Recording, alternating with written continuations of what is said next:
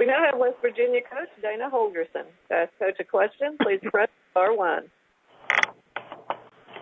Your first question comes from the line of Ed Owens of Dominion Post.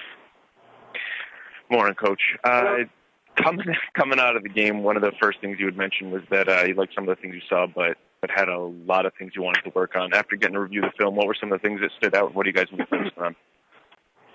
It's a vague question, Ed, but, offensively, probably the thing that I liked more than anything was we were pretty physical, blocked well, made plays negative, put the ball on the ground twice. Had the one missed opportunity in the red zone. The fourth down call I take on my end, but the couple of plays prior to that, we didn't do a very good job of pushing it in there. Defensively, missed too many tackles, which is always something that's a concern early in the year. Third down, had way too many third down opportunities, which is, I think we had about 22 critical downs that we only were successful with on 9 of them. So need to do a better job of that. Did play hard, did play fast defensively, but obviously some things that we got to do is we need to tackle a little better. And coming out of a game like that, is this kind of situation where you'd rather be playing right away again, or are you happy that you guys are getting this week off? I don't think it's ideal. You're going to have a couple of off weeks regardless of where you put them. We'll have to make some corrections by playing against each other. I think it's a little bit easier to make corrections when you play against somebody else. There's nothing we can do about the off week, so there's things that we got to get out there and try to improve on. Special teams wise, there's the punt team's got some issues that we got to get taken care of. The timing on our PAT field goal stuff, something we got to get taken care of. Got to block a little bit better on punt return. So there's some things that we've identified that we can work on in practice, which we can get accomplished. I think it's a little easier if it was a game, though. All right, thanks. Yep. Your next question comes from the line of Chris Anderson of 24/7 Sports. Mm-hmm. Hey, Coach, with the evenness on offense between running and passing, was that the game plan beforehand, or did it just trend that way after the early success with Sean Alston? 100% Sean Alston. It starts up front. I mean, the 5 guys up front block tremendously well, both in the run game and the pass game. They have a bunch of experience. They're more confident than they were last year. They're targeted correctly. They're just doing a better job of covering people up. But our game plan's always the same. I mean, we always have the same number of plays on our script. Percentage of run the pass, the play action, the screen, or whatever it is always typically relatively the same. Doesn't mean they're going to get called the same. It's all about the success, and when you have success running the ball like we did earlier with Sean and Bowie, then we're going to probably keep doing it. Thanks, Coach. Uh-huh. Your next question comes from the line of Tim Griffin. Hey, Dana, obviously you guys scored 69 after getting 70 in the bowl game. I wonder if you could just talk about how your offense is hit and how the carryover that came from last year into this year with a largely veteran group. Yeah, I've been saying for quite some time just the excitement and for us offensively, because we got so many returning guys back, it's easier to coach them. We made so many improvements in December leading into that bowl game. From a confidence standpoint, I guess the light kind of came on with Gino a little bit as far as what we're trying to get him to do with the ball, getting us in the right play. Has done a tremendous job of taking care of the football in the last 8 quarters that he's played in, or the last 6 of the last 8 quarters anyway. But just having that many guys returning, it's those guys have a bunch of confidence. Coming off the ball game, had a tremendous offseason, feel good about themselves, been playing a lot of ball together, and I guess it's starting to show.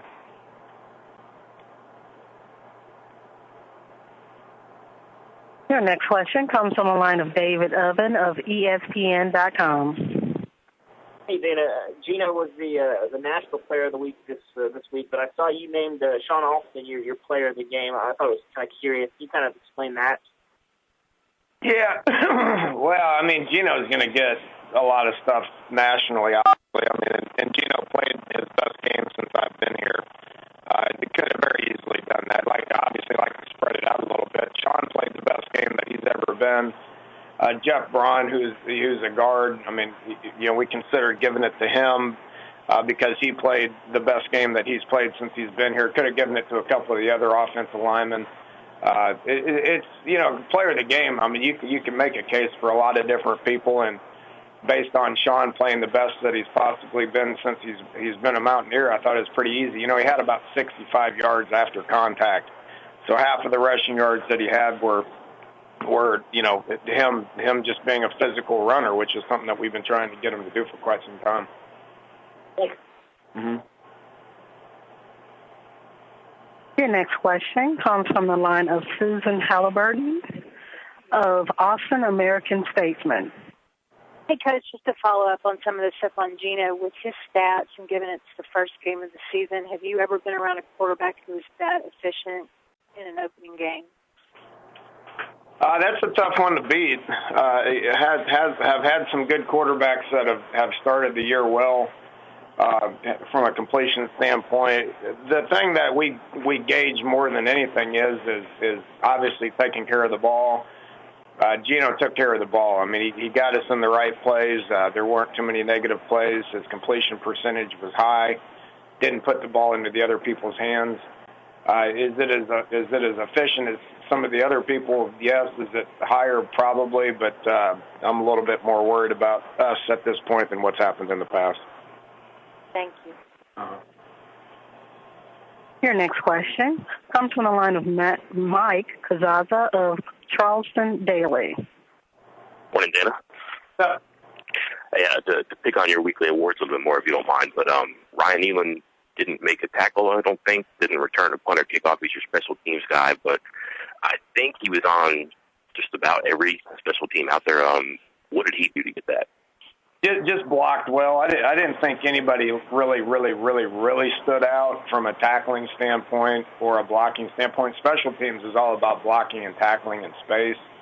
So much is always made about special teams being either the kicker, the punter, or the returner. If you look back at what we've done with the Special Teams Award since I've been here, it's always been pretty much always been given to the guy that nobody notices because it's either blocking or tackling or doing some different things. So Ryan's the guy that takes special teams very seriously. We try to get him on all of them. He may not be on the kickoff team, but I think he's on the rest of them. Recovered that onside kick there at the end of the game. Blocked well on all the return units. So it's something that nobody notices that we probably try to throw a bone to some people to just tell them we appreciate their effort in doing some things that nobody understands it. Along this, what you were talking about earlier was some special team stuff, the split of, I guess, what you would call regulars versus guys who maybe haven't played a whole lot or even at all before that were in there on your teams. You'd like that? Is that maybe going to change? Is perhaps that a little bit of some of the problems you had on special teams, just new guys in there who hadn't played yet, and will you change that? Well, special teams is always a work in progress. There's always so many different moving parts with it. You're always going to replace people and try people in new spots and try to get guys where they can help the team in some various spots. So yeah, there's a lot of people that played a lot of different spots in that games, and we will continue to evaluate it, continue to work guys to try to get as many people on those teams as we possibly can. You don't want guys like Isaiah Bruce and Carl Joseph who would normally be on all four special teams. I mean, they're young kids. They're both freshmen. They were probably two of our top defensive players because they are playing at a very high level defensively. We need to find some other guys that can replace them on some of those teams. Thank you. Your next question comes from the line of Greg Nadia of WWVU-SM. Hey, Coach. Quickly, can you elaborate on Sean a little bit more? I mean, we see him running games with such a great pad level, and he keeps his leg driving. Does he do that in practice, week to week and day to day? He has since the bowl game. When I got here, he didn't go through spring last year because he was in a car accident and had a neck situation. But finished the year good, and then through the off season, as far as just he had a tremendous off season. He got himself in shape physically. He feels really good.